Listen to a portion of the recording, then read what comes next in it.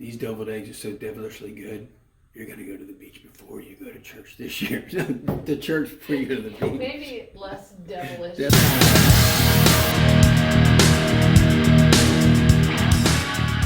Hey guys, this week we are doing deviled eggs, all right? You got brunch this spring, maybe you're going to an Easter brunch, something like that. These are an awesome thing to take to that. And here's a great way to do these, okay? First of all, you got to boil about 12 eggs. That's easy to do. I've done it in just a regular pot. I've done it in Instapot. Instapot's really easy. Look that up online. We've got on our webpage there, we've got a way to do it that's also easy, so check that out. But after you get them boiled, what you're going to do, you're going to peel those eggs. And a lot of times what you see people do is they'll cut them right down this way. What we've done, we've cut the ends off of these to make little bowls. Then you just cut them in half, take the yolks out, and we're going to start mixing this together to make that filling. So the first thing you're going to take a couple of tablespoons of mayonnaise. Just throw that in there.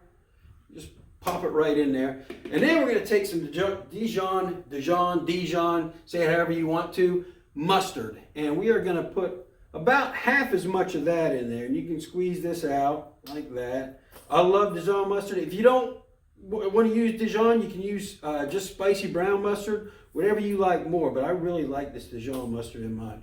So let's throw that in there, get that out of the way. And then, a lot of times what you do, you'll cut up some onions, put some onions in there. We don't want the onions in there, but we want that onion flavoring. So here at Duplin Winery, we've got a Vidalia onion and peppercorn dressing that is amazing on salad, and it's even better in deviled eggs. So we're gonna take, we'll do about a tablespoon or so, just actually to your taste. I want a little bit more in there, but we don't want it too runny, so make sure you don't get too much in there. So let's take some of that and just kind of put it over here. I got just a little too much there. Then, to add a little bit of sweetness to that, not only with the Vidalia onions, because the one thing we didn't put in there, a lot of times you put some relish in there. So we want to add a little bit more of that sweetness in there. So we're going to add about, we'll do about a teaspoon to a tablespoon of our Hatteras red wine jelly. Now, what you can do is come on down to the winery, do a tasting with us, and pick up some of this stuff on your way home, because we do sell it there. Some of these you can find in some boutiques. Just give us a call. If you're not in the area, they might sell that at some boutiques in your area. So make sure to check that out too. So we've got all that in there, and that's kind of all our wet ingredients. Now, if you want to add some salt here, you can, but what I would do, I would mix it up first and maybe add that salt a little later. Now, what we want to do is we want to add some candied jalapenos, because we want a little bit of heat in there. And again, about a teaspoon or so. Throw those in there. And then we also want a little bit of parsley. And I don't know, let's just put that in there.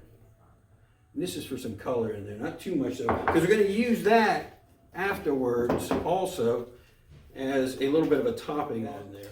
Now, last thing you're going to want to add, we've got some diced ham here. Now what we did, we went to the deli and we got some ham, had them sliced about a 1/4 inch thick, and we diced this up very, very thin and fried it. You don't want it huge chunks, because when you eat a deviled egg, you just don't want huge chunks of ham. Now some people use bacon, but the idea is, if you're doing this around Easter, you can do some deviled eggs at home after Easter, and you can use about a cup of this after Easter and use that ham in these. So it's a really, really good idea for that extra ham you have left over at Easter. That's about a cup, so we'll do that. Now what you're going to do here, just kind of fold it in. Because again, you don't want to get that too smooth. You want some of those chunks of that yolk in there. There we go. And I think that looks about good. Yeah, that's all covered there. You got your mixture all over that ham. So we're going to take that. And then the last thing we got to do, of course, is we want to take that teaspoon and we want to dip some of that into these eggs. Just right on top there. There we go. Get that over. That's falling off the side there. All right, that looks good. Check that. Maybe you like some other stuff. Maybe if you want a little bit of paprika on there, something like that, that'll work too. But here we go. And it's going to give it that nice kind of a salty flavor to go in there. That's why I say, you know, taste it. If you want to add some salt afterwards, you can. I prefer a little less salt, so I'm not going to put too much on there. That's a lot of stuff on top, isn't it? There we go. Another thing you can use with these to give it a little bit more, maybe even a sweeter flavor, maybe use some candied pecans too. Maybe you can find those somewhere. So it'd be a good idea too. So there we go. That's your plate for your deviled eggs. So let's give this a taste, guys. Cheers.